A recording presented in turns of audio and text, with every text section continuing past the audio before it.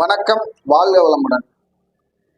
அதாவது இந்த பதிவுல குரு செவ்வாய் சேர்க்கைக்கு அந்த சேர்க்கை 12ஆம் இடத்தில் வந்தால் நம்ம எப்படி சில பரிகாரங்களையும் தொழில் நுணுக்கங்களையும் கையாளலாங்கிறது ஒரு ஜாதகத்துக்கு சொன்னதை உங்ககிட்ட பகிர்ந்துக்கிறேன்.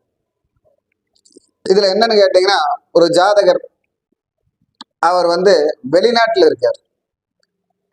அவர் இப்போ இடைப்பட்ட காலத்தில் ஒரு 2 நாளைக்கு முன்னாடி என்கிட்ட ஃபோன் பண்ணி சொன்னார். வெளிநாட்டில் இருக்காரு.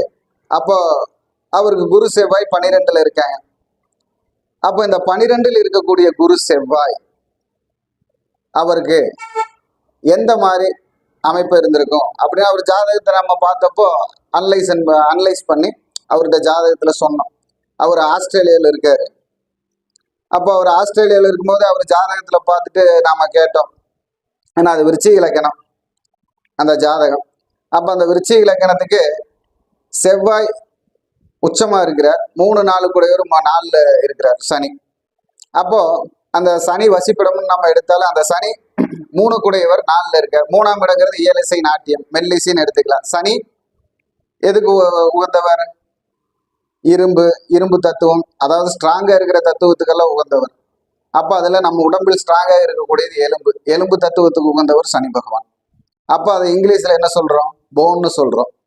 இயலிசை நாட்டியத்தில் வரக்கூடிய சுகமான இசையை மெல்லிசைன்னு சொல்கிறோம். அப்போ அவர்கிட்ட நாம கேட்டோம், மெல்போர்னில் இருக்கீங்களான்னு கேட்டோம். மெல்போர்னில் தாங்க இருக்கேன் அப்படின்னாரு. இதெல்லாமே சில காரகத்துவ நட்சத்திர, அதாவது பாவக காரகத்துவத்தையும் ராசி காரகத்துவத்தையும் அந்த கிரகங்களுடைய இணைவை வச்சுட்டு அதனுடைய செயல்பாட்டில் நம்ம கேட்க முடியும், செயல்படுத்த முடியும். பயிற்சி பண்ணிட்டே வர வேண்டிதான். அப்போ அந்த விஷயத்தை கேட்டப்போ அவர் ஓகேன்ட்டார். அப்போ அவருடைய பார்வையில் 8ஆம் பார்வையில புதன் இருக்கிறார். அந்த 8ஆம் பார்வையில புதன் இருக்கிறார்.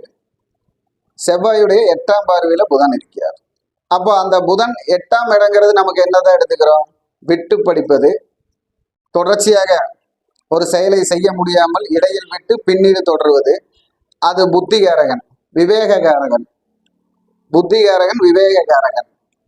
அப்போ நம்ம ஃபெயிலாகி போய் படிக்கிற பக்கம் டுட்டோரியலும் போம். அப்போ புதனை விவேகம் போம். அப்போ அந்த விவேகத்தையும் டுட்டோரியலையும் விக்டோரியான்னு கேட்டேன். அப்போ விக்டோரியாவில் இருக்கீங்களான்னு கேட்டேன். ஆமான்னு.